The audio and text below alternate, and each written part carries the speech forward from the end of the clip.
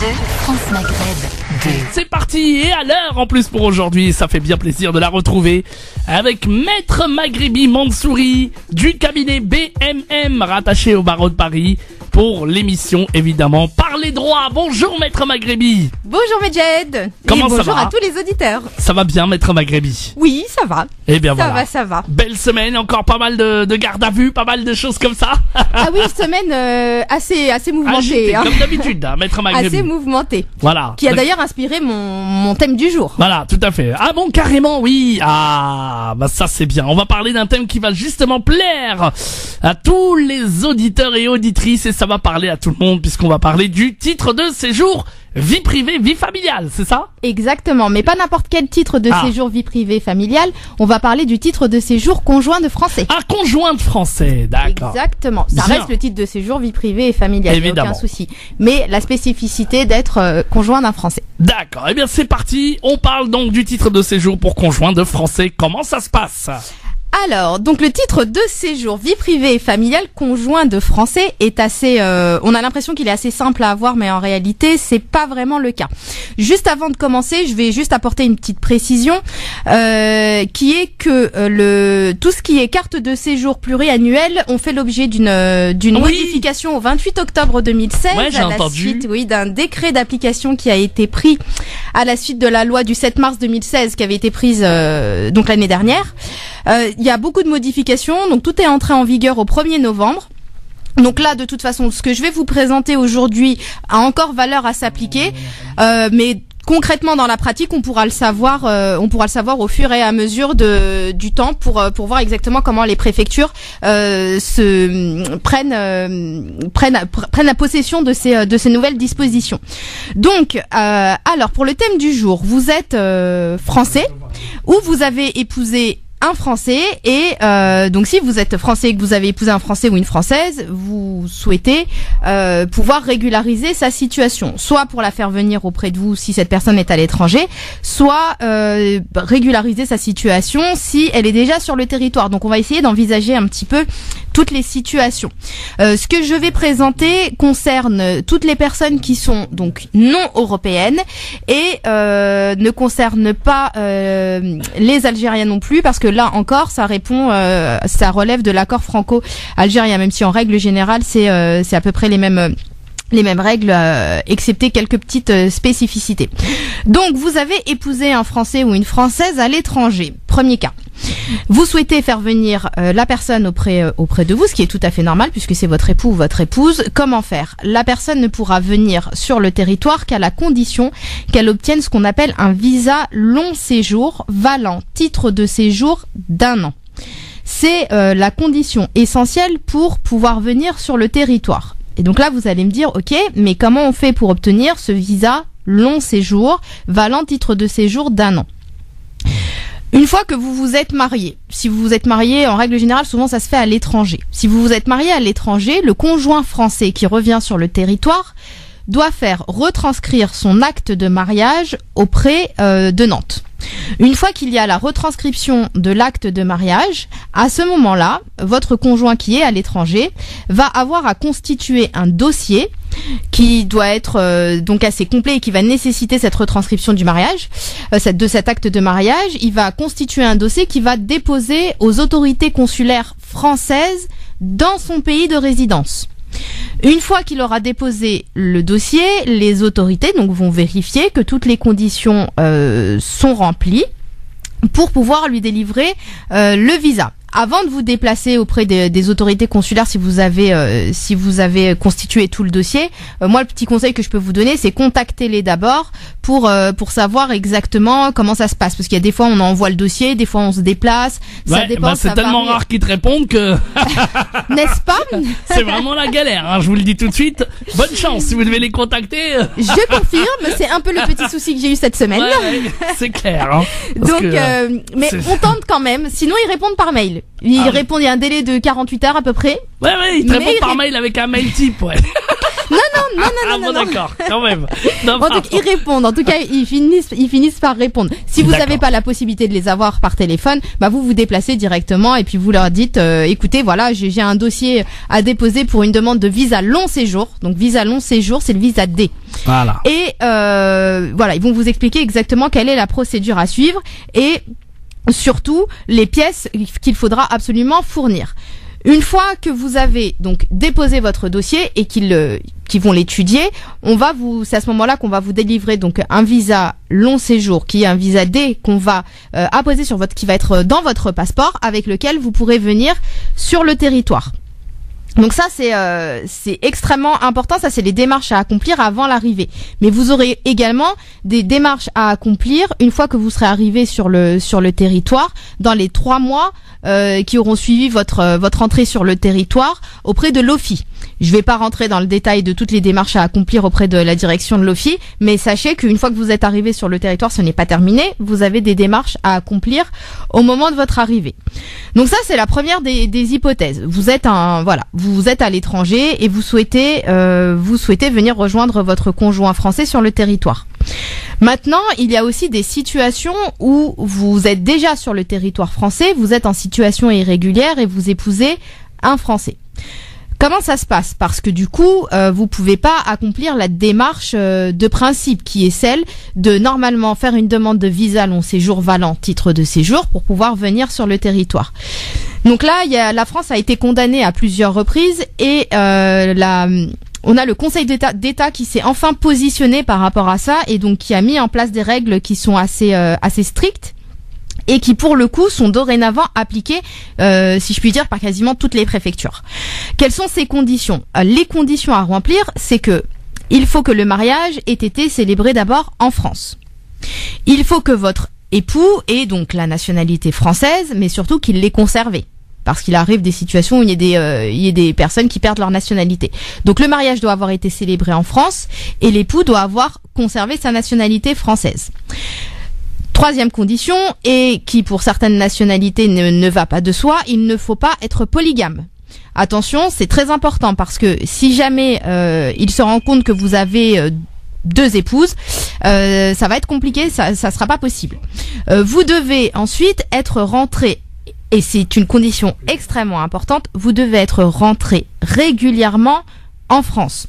Attention, si vous êtes rentré de façon irrégulière sur le territoire et que vous épousez un Français ou une Française, la démarche qui a été prévue par le Conseil d'État n'aura pas valeur à s'appliquer. Il faut que vous soyez rentré de façon régulière. Donc souvent, ça va être les personnes qui vont rentrer en France par le biais d'un visa Schengen qui va concerner un autre territoire européen. Vous êtes arrivé sur un autre territoire européen avec un visa C, un visa court séjour de 3 mois pour aller en Italie ou en Allemagne ou un autre pays européen et que vous venez en France et que vous vous mariez en France, et là c'est valable. Vous êtes rentré de façon régulière en France. Par contre, attention, si vous êtes dans cette situation-là, le meilleur conseil que je puisse vous donner, parce que c'est ce qu'on va vous demander, c'est que si vous arrivez via un pays européen avec un visa Schengen, gardez bien votre billet d'avion, ou votre billet de train ou billet de bus. Attention, parce que ils ne vous croiront pas sur parole. Ça c'est clair. Donc faites bien attention, gardez-les bien, parce que sans ça, c'est impossible. On pourra déposer un dossier, mais ça sera quasiment nul. Voilà, j'osais pas le dire, mais en tout cas, il y a de fortes chances pour avoir un refus. Donc voilà, donc vous devez être rentré régulièrement en France. Ensuite, il faut que la communauté de vie n'ait pas été ininterrompue depuis le mariage. Donc ça aussi, c'est une condition importante parce que souvent, on a des refus sur l'absence de communauté de vie. Comment vous la prouvez? Ça se prouve par tout moyen, hein. C'est un petit peu comme tout le reste. Donc ça va être des factures au même nom, la même adresse. Enfin voilà, ça se prouve par plusieurs éléments. D'autant que ça va être nécessaire pour la dernière condition qui est que vous devez vivre depuis minimum 6 mois avec prouver que vous vivez avec votre conjoint depuis au moins 6 mois. Donc là, ça va se prouver avec, généralement, c'est les factures EDF, les impôts. Il faut que vous déclariez votre adresse officielle comme étant à l'adresse de votre conjoint depuis au moins 6 mois. Et là, vraiment, c'est très important parce que c'est surtout sur ça que le Conseil d'État a insisté. Il y a certaines préfectures qui avaient tendance à imposer 1 an, d'autres qui imposaient 18 mois, il y en avait d'autres qui imposaient 24 mois. Enfin, chacune avait un petit peu ses pratiques. Là, tout a été réunifié et on a posé une seule et même condition qui est vivre ensemble depuis 6 mois minimum. Génial. C'est depuis quand ça que vous avez eu ça, que ça L'année dernière. L'année dernière, oui. Donc là, ce qui est bien, c'est surtout que cette décision du Conseil d'État est en train de vraiment de s'appliquer sur toutes les préfectures. Donc ça, c'est bien parce qu'avant, quand on déposait des dossiers, notamment il y a quelques mois, on entendait souvent, mais non mais maître, votre client, il m'apporte pas la preuve qu'il vit avec son conjoint depuis 12 mois. Donc on avait beau leur dire oui, mais c'est pas la position du Conseil d'État. Moi, si je vais devant le Conseil d'État, vous allez être condamné. Donc là maintenant au moins le message est passé, c'est 6 mois pour tout le monde. Et ben voilà. Donc ça c'est très bien. Donc ça c'est c'est les deux hypothèses, c'est les deux situations qui peuvent vous permettre d'obtenir un titre de séjour lorsque vous êtes conjoint de Français. Donc soit vous obtenez votre titre de séjour à l'étranger, soit vous l'obtenez directement en étant sur le territoire français.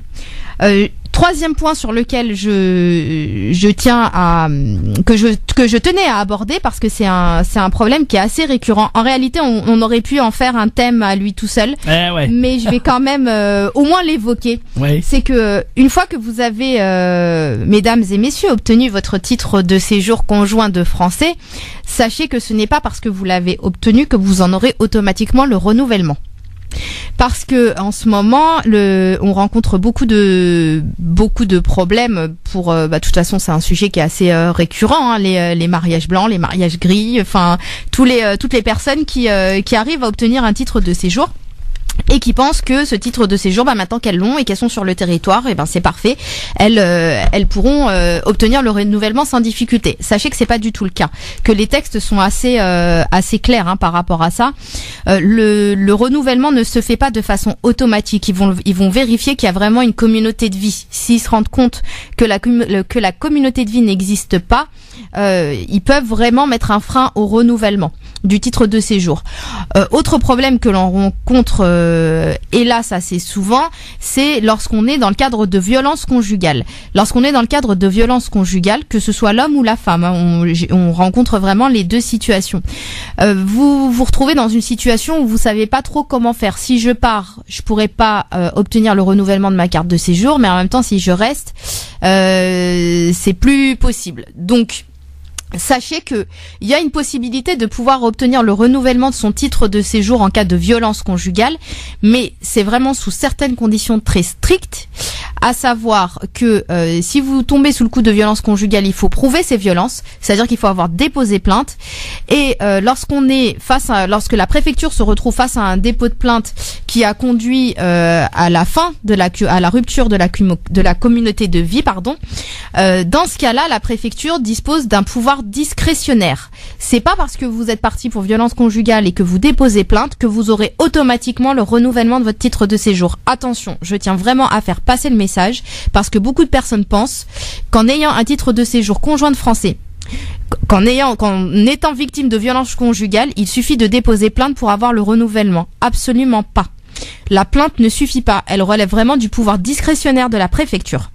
Donc la préfecture, si elle estime que votre plainte n'est pas suffisamment étayée, vous n'obtiendrez pas le renouvellement. La seule solution pour obtenir le renouvellement automatique de votre titre de séjour lorsque vous êtes sous le coup de violence conjugale, c'est d'avoir obtenu une ordonnance de protection. Et l'ordonnance de protection, elle s'obtient auprès du juge aux affaires familiales qui, lui, doit constater le danger dans lequel vous êtes. Donc, pour toutes les personnes qui auraient tendance à porter facilement plainte pour garder leur titre de séjour, s'il vous plaît, faites très attention, parce que vous encourez vous aussi des poursuites par la suite pour dénonciation calomnieuse, et si jamais il s'avère que c'est pas étayé, le conjoint, lui, il se retrouve avec des cartes en main pour pouvoir vous poursuivre, et puis là, vous perdez tout bénéfice et toute chance de pouvoir obtenir le renouvellement. Mais en même temps, si vous êtes vraiment sous le coup de violence conjugale, dans ce cas-là, ne vous arrêtez pas à la plainte, allez jusqu'au bout, saisissez le juge aux affaires familiales, obtenez votre ordonnance de protection et comme ça, lorsque vous demanderez le renouvellement de votre titre de séjour, il y aura absolument pas de problème. Le préfet sera lié parce que le renouvellement est de droit et il est automatique avec cette ordonnance de protection. Et ben voilà, en tout cas ce qu'on pouvait dire aujourd'hui pour le thème titre de séjour conjoint de français. Et bien voilà, vous êtes les bienvenus chers auditeurs pour évidemment nous joindre au standard 0892 23 99 50. Vous faites la touche étoile, le choix numéro 1. Maître Maghrebi répond à toutes vos questions d'ordre juridique dès maintenant. Allez-y, 0892 23 99 50. Si vous avez envie de poser des questions sur le titre de séjour pour conjoint de français, titre de séjour, visa. Également, si vous avez eu des difficultés avec la préfecture, si vous avez envie de poser des questions diverses et variées sur toutes les questions juridiques, eh bien Maître Maghrebi vous répond dès maintenant. N'hésitez pas. 0892 23 99 50, que vous soyez à Paris ou en région parisienne, mais que vous soyez également à Clermont, Dijon, Reims, Amiens, Le Havre, Orléans, du côté de Metz, du côté de Marseille, eh bien vous êtes les bienvenus. On vous accueille au standard. Et c'est vous qui avez la parole, c'est vous qui posez vos questions et c'est Maître Maghrebi qui vous répond, évidemment, parce qu'elle a les clés pour vous aider, justement. Donc n'hésitez pas, 0892 23 99 50. On va d'ailleurs prendre vos premières questions dans une petite seconde. Si vous avez envie de passer à l'antenne avec nous, eh bien vous êtes les bienvenus, en total anonymat si vous le souhaitez également. Et le numéro du standard que je rappelle évidemment, 0892 23 99 50 pour l'émission 1000% service. Maintenant ça a changé, c'est pas grave, en tout cas c'est l'émission juridique. Non mais j'ai du mal. Tu vas t'y faire, je vais m'y faire, voilà, exactement. On va s'y faire, voilà. Donc parler droit, c'est maintenant avec vous et c'est vos questions en direct à la radio. Quelle que soit la question évidemment, hein, vraiment n'hésitez pas, il n'y a pas de fausses questions. Une petite question qui vous embête, vous avez besoin d'un éclaircissement juridique, 0892 23 99 50. On vous répond très vite, à tout de suite. France Maghreb 2, France Maghreb 2. Sur 99.5 FM, sur 99.5 FM à Paris et toute sa région. Allez, merci de nous rejoindre sur France Maghreb 2, évidemment, dans cette émission juridique avec Maître Maghrebi Mansouri, que vous pouvez joindre, évidemment, si vous voulez un rendez-vous, si vous êtes dans la galère, et Dieu sait si elle en a idée des auditeurs de France Maghreb 2, bien, vous pouvez la joindre au 06 12 14 34 96, 06 12 14 34 96. C'est Maître Maghrebi Mansouri du cabinet BMM au barreau de Paris. Et si vous avez besoin d'elle pour tout rendez-vous, c'est à ce numéro de téléphone qu'il faut appeler, 06 12 14 34 96. Elle est spécialisée dans le droit des étrangers, droit du travail, droit de la santé, droit pénal et tous les problèmes juridiques en général. Eh bien n'hésitez pas à prendre un rendez-vous avec elle. Et puis là maintenant on vous attend évidemment pour passer à l'antenne et poser toutes vos questions d'ordre juridique, 0892 23 99 50. Et je précise, pour toutes les questions gratuites, c'est maintenant. Alors n'attendez pas la dernière minute, je vous en supplie, si vous voulez passer à l'antenne avec nous, 0892 23 99 50. On parlait justement du titre de séjour pour conjoint de français. Donc j'imagine que vous vivez cette situation, vous avez déposé des dossiers, ça n'a pas abouti. Eh ben venez parler à Maître Maghrebi en direct, 0892 23 99 50. D'autres questions évidemment sur tous les thèmes. Vous avez déposé des dossiers en préfecture aussi, et là aussi vous vous heurtez à l'administration qui galère pour vous donner votre titre de séjour. Eh bien vite, appelez maintenant le 0892 23 99 50 étoile et le choix numéro 1 pour arriver directement au standard et poser votre question à Maître Maghrebi pour cette question de titre de séjour également. Et puis d'autres thèmes également. Alors on a aussi, j'imagine, pas mal de questions qui vous reviennent en antenne, Maître Maghrebi, par rapport à plein d'autres thèmes également juridiques, et vous êtes là également pour les aider. N'est-ce pas? Absolument. Voilà. Absolument. Bah d'ailleurs, il y a quelques minutes, j'ai encore reçu un message, mais là c'était sur l'escroquerie. Ah bah voilà, l'escroquerie. Bon bah voilà, vous savez, escroquer de quelque chose évidemment. Là aussi pareil. 0892 23 99 50. On a parlé des gardes à vue aussi il y a pas longtemps. Si vous avez aussi été victime de bavures policières, ben voilà, vous pouvez aussi vous exprimer, bref, tout. De plus en plus fréquente. Ah oui, de plus en plus fréquente. Il y a des lois d'ailleurs qui passent là en ce moment. On a parlé de la légitime défense il y a pas très longtemps aussi. Donc la semaine dernière. La semaine dernière précisément, pareil, si vous avez envie d'en parler. Bref, toutes les questions sont les bienvenues en direct. 0800 92 23 99 50. Vous faites la touche étoile et le choix numéro 1 pour que Maître Maghrebi vous réponde en direct live. Et c'est le moment ou jamais de nous appeler, évidemment. Qu'est-ce que je voulais évoquer? Voilà, c'est ça. Pareil. On a souvent cette question, Maître Maghrebi, de ce titre de séjour, enfin de cette transcription d'acte de mariage et du livret de famille, où les gens évidemment galèrent pour avoir la réponse de Nantes. Comment ça? Qu'en est-il justement de cela? Est-ce qu'on a eu des dérogations plus rapides? Est-ce qu'il y a des choses qui sont en train de se mettre en place pour que ce soit plus rapide auprès de Nantes? Et on parlera aussi d'une autre question que je vous ai évoquée, que je vous évoquerai dans un instant également. Et puis vous, 0892 23 99 50. Alors quel est le délai légal pour que Nantes réponde à un client qui demande une transcription, maître? Alors on n'a pas de délai, il n'y a pas de délai imposé. C'est normalement c'est un délai raisonnable. Le délai raisonnable, en réalité, il n'est pas vraiment défini. C'est censé ne pas être long, mais les délais d'attente au niveau de Nantes, ils sont tellement chargés que ça peut prendre plusieurs mois. D'accord. Vraiment, il y a vraiment plusieurs mois d'attente. Donc plusieurs mois d'attente. Genre c'est combien? 8 à 9 mois, 10 mois, 11 mois? Bah, ça dépend. L'idéal, c'est 3-4 mois. Ça, Ouais. c'est l'idéal. Mais il y en a qui attendent même jusqu'à 1 an. 1 an? Oui, j'ai déjà vu des personnes qui attendent 1 an. Et alors que faire justement quand cette situation arrive pour la transcription? Comment faire? Bah, il y a pas vraiment grand chose à faire, hein, si ce n'est essayer de contacter les services compétents à Nantes pour demander et savoir où en est le dossier. Mais voilà, il y a pas vraiment de délai, ils vont vous répondre qu'ils sont surchargés, que la demande est en cours et qu'il faut patienter. Voilà, qu'il faut patienter. Maintenant. Moi aussi, c'est le meilleur conseil que je puisse vous donner, c'est vous armer de patience et patienter. Et est-ce qu'une administration a le droit de dire non, on prend pas les gens par téléphone? Est-ce que ça arrive souvent, ça aussi, maître? Ah oui, bah oui, bien sûr. D'accord. Oui. Très bien. Donc Oui, ça souvent arrive très souvent. Oui. c'est par mail, c'est par courrier, par fax, c'est tout ça en Bah, fait. de plus en plus même. Ouais. C'est de plus en plus fréquent. Oui. Très bien. On va prendre des appels au standard 0892 23 99 50. C'est votre ville de cœur avec laquelle on va démarrer. Ah, On part à Marseille. Exactement. Avec Abdelkader qui est avec nous. Salam alaikum. Bonjour Abdelkader. Bonjour, salam wa rahmatullah. Bonjour. Allô? Oui. Bonjour, maître. Bonjour. Je voudrais savoir, j'ai constitué un dossier en bonne et due forme pour la réintégration de la nationalité française. Oui. Je suis né au temps des Français, en Algérie. Et au bout d'1 an et demi, il y a 2 mois de ça, ils m'ont répondu que ce n'est pas rejeté parce que mon épouse habite en Algérie. Moi, Ah, je et l'ai donc demandé pour moi et non pour mon épouse. D'accord.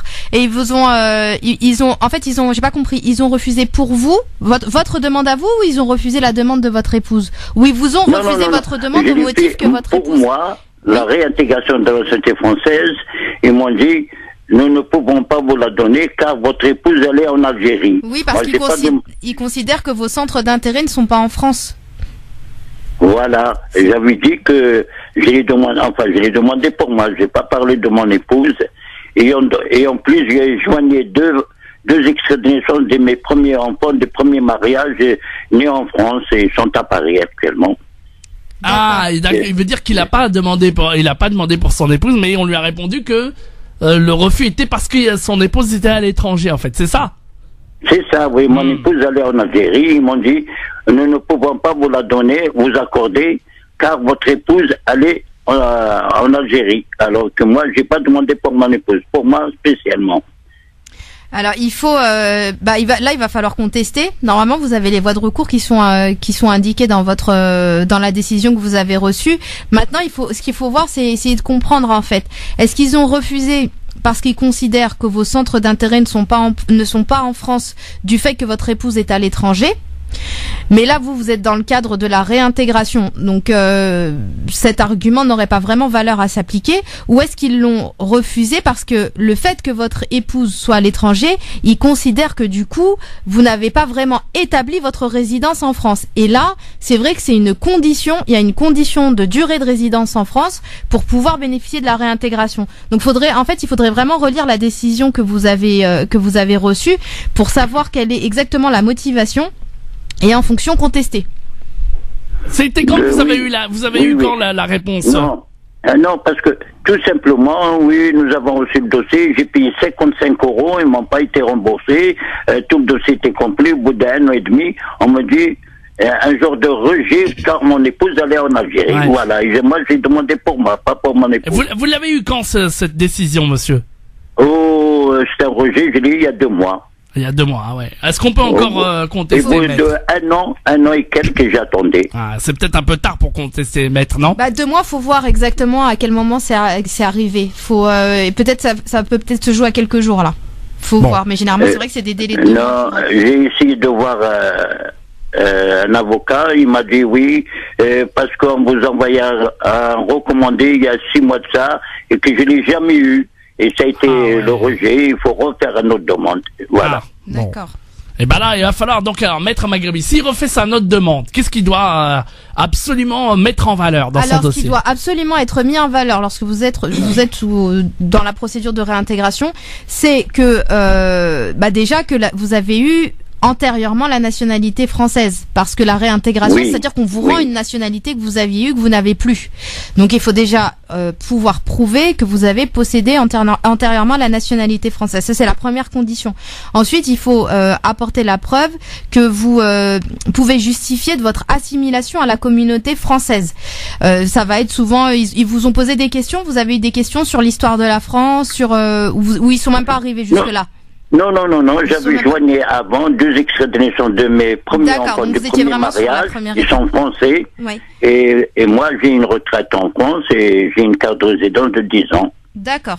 Et donc vous n'avez pas eu l'entretien encore. Ça a été refusé avant l'entretien. On m'a pas convoqué par écrit. On m'a répondu par écrit à Marseille. D'accord. Bon, en tout cas, ce qu'il faut, c'est prouver la nationalité française antérieure, l'assimilation à la communauté française, et que vous êtes de bonne moralité et que vous n'avez fait l'objet d'aucune condamnation pénale. Ça, c'est les conditions normalement pour la réintégration. C'est pour ça qu'après, je vous dis, au niveau de l'excuse, de la motivation du refus, il y a quelque chose que je comprends pas.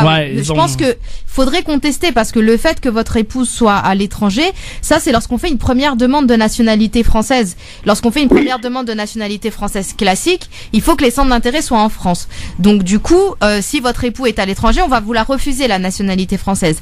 Mais là, vous êtes sous le coup de la réintégration. Donc la réintégration ne répond pas aux mêmes conditions. Et là, dans les conditions, on n'a pas c'est pas les mêmes qu'une première demande de nationalité. Moi, je pense que vous devriez contester. Bon, est-ce que vous traitez des dossiers à Marseille, Maître Maghrebi, de temps en temps?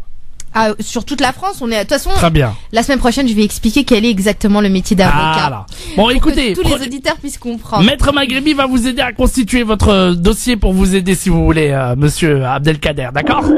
Et comment? Il faut qu'elle soit à Marseille ou que je monte à Paris? Non, elle va vous expliquer tout. Vous lui prenez, elle va vous prendre. Surtout déjà peut-être lire déjà la décision de rejet pour comprendre. Écoutez, rappelez Maître Maghrebi, on va vous donner son numéro, c'est le 06 12. Attendez, ne roulez pas plus. Je sais, il n'y a pas de souci. 06. Oui. 12. 14. 34. Ouais, 34. 96. Oui. 34 et après? Et 96. 96. 96, ok. Voilà, ok? Très bien. Je peux lui demander une autre question pour une personne? Rapidement, parce qu'on a plein d'autres appels. Allez-y. Pour ma cousine, elle est née en France. Elle réside en Algérie. Elle est venue en vacances. Est-ce qu'elle peut obtenir sa nationalité? Elle est née en 1960. Elle est née en France et elle réside en Algérie? Voilà, mais elle est partie toute jeune, à l'âge de 3 ans, ou 5 ans, leur papa l'a emmenée. Non, ça me paraît compliqué. Il y a Elle des est née conditions. en France. Oui, mais en fait, le fait d'être né en France en soi ne permet pas d'obtenir la nationalité française. Il y a d'autres conditions qui doivent être réunies pour pouvoir l'avoir. La simple naissance sur le territoire ne suffit pas. Ça s'acquiert alors pas comme ça. C'est Ah bon? ouais. Ça ne suffit pas. Maintenant, Non, elle est le venue fait en d'être né en vacances. France, ça Est-ce suffit que pas. elle conteste d'obtenir la nationalité de son lieu de naissance? Non? Comment? Est-ce qu'elle peut protester d'obtenir sa nationalité puisqu'elle est née à Calvados, à l'annexe de naissance de France? Ah, il disait qu'elle est en vacances ici en fait actuellement et qu'elle voudrait avoir. Tenter de demander, mais elle peut toujours faire la demande, mais le fait d'être né en France en soi ne suffit pas pour avoir la nationalité française. Parce que le droit du sol répond à Et- d'autres conditions. Bon, une résidence, elle peut l'avoir, la résidence, si elle fait un dossier? Une Non carte de plus, résident. ça suffit. Non, ça donne pas de droit. Vraiment, la naissance sur le territoire ne donne pas de droit. En France, on n'est pas sur le droit. Enfin, en fait, il y a les droits. Il y a le droit du sang et le droit du sol qui permet la transmission de la nationalité. Et en France, le droit du sol est vraiment très encadré.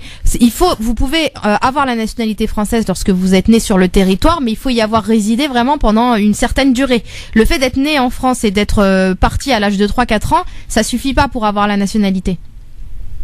Mais une résidence, par exemple, d'un an, 5 ans, 10 ans, elle peut l'avoir?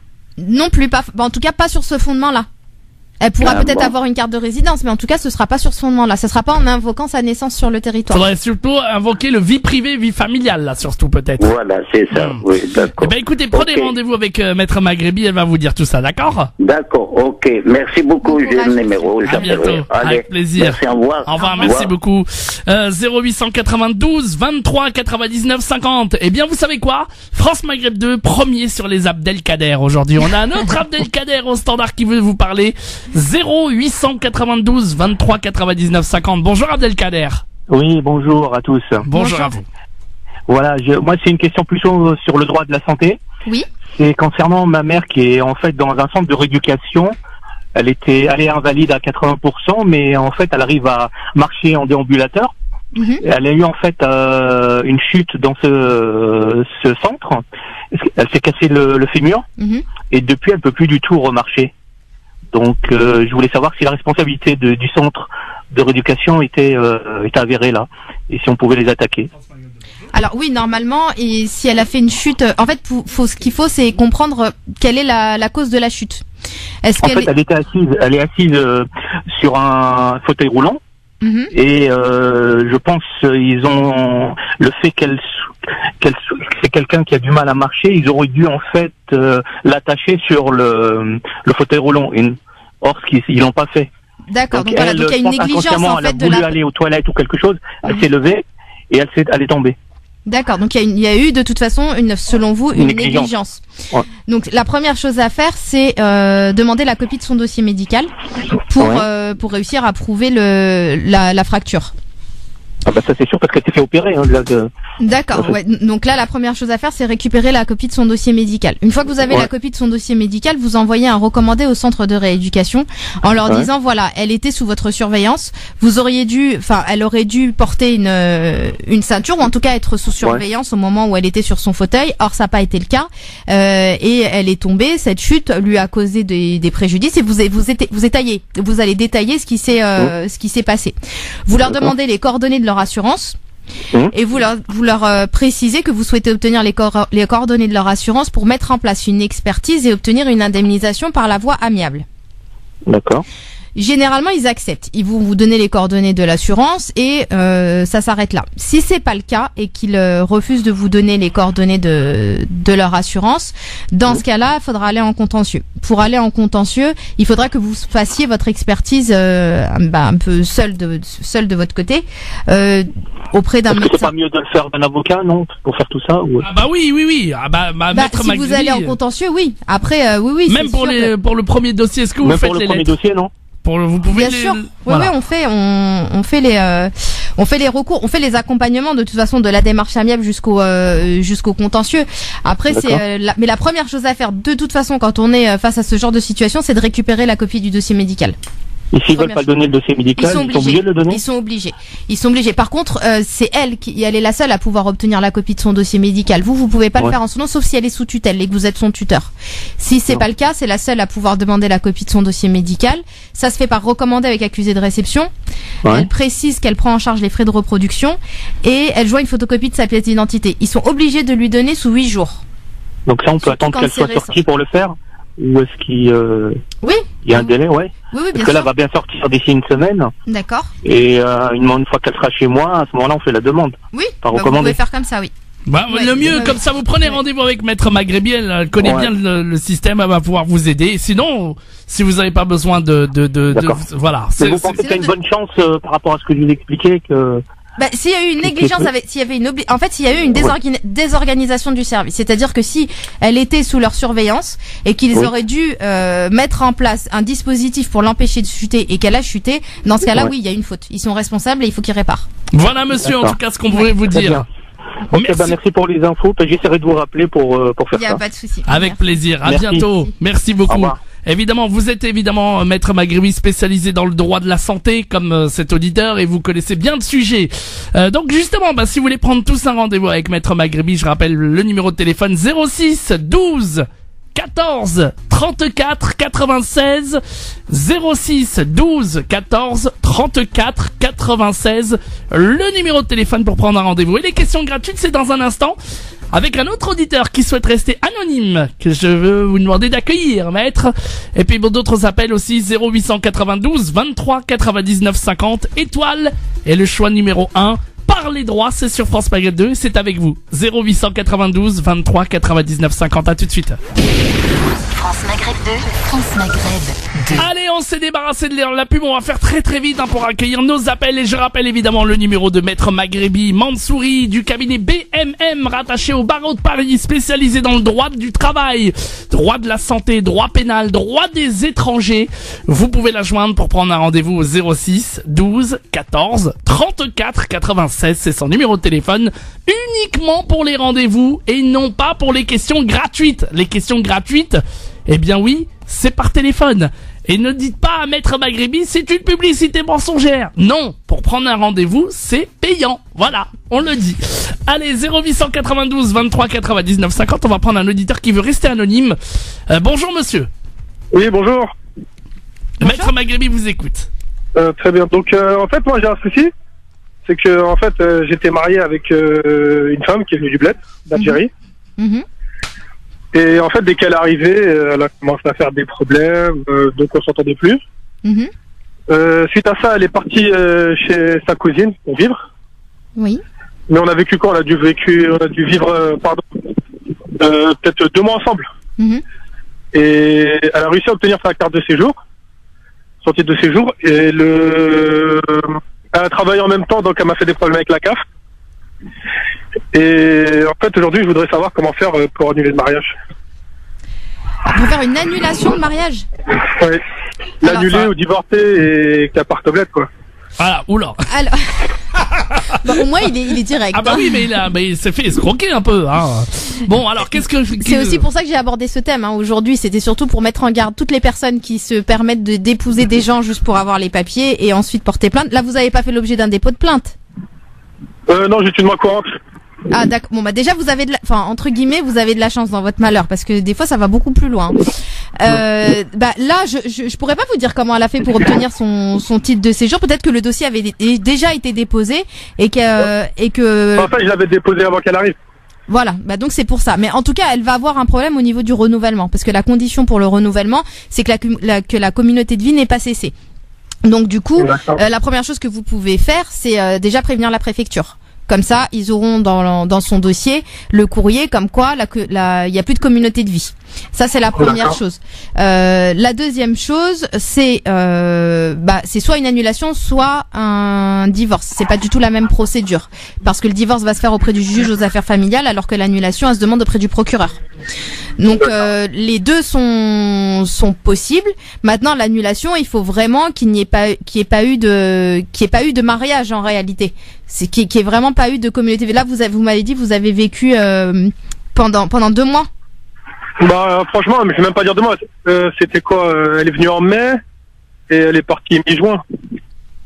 D'accord, mais durant ce laps de temps, vous avez vécu ensemble comme un mari et une femme? Non, même pas. Il y a jamais rien entre nous. Dès qu'elle arrivait, en fait, son visage s'est retourné. Elle a commencé à faire plein de problèmes, des insultes. D'accord. Qu'on s'entendait Donc plus. vous pensez qu'elle s'est mariée avec vous D'accord. C'était uniquement pour obtenir les papiers. Ouais, pour moi ça, parce que même une fois qu'elle est venue chez moi quand j'allais travailler, en fait, elle descendait en bas, elle allait parler avec des amis à moi, elle les draguait, ceci, ça, elle était vraiment pas sérieuse. D'accord. Donc là, l'annulation du mariage, vous pouvez l'obtenir en mettant en avant et en invoquant le vice du consentement.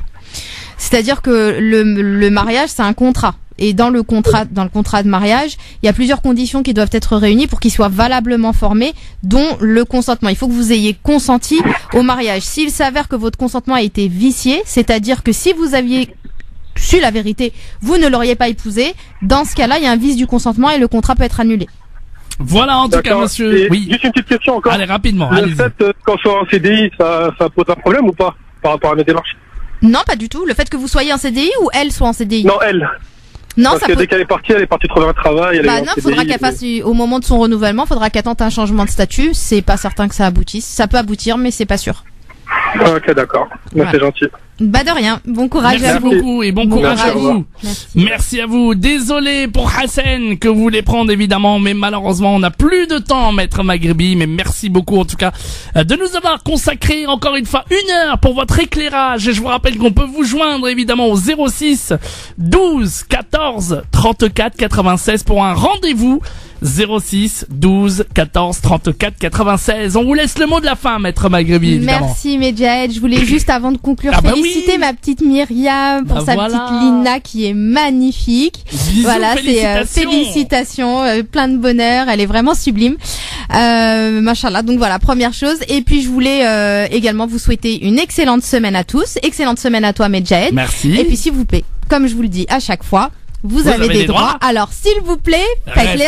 Ah oui, pardon. Mais Jay, tu me coupes la parole. Non, vous avez des droits. Alors, s'il vous plaît, faites-les respecter. Voilà. France Maghreb 2. France Maghreb 2.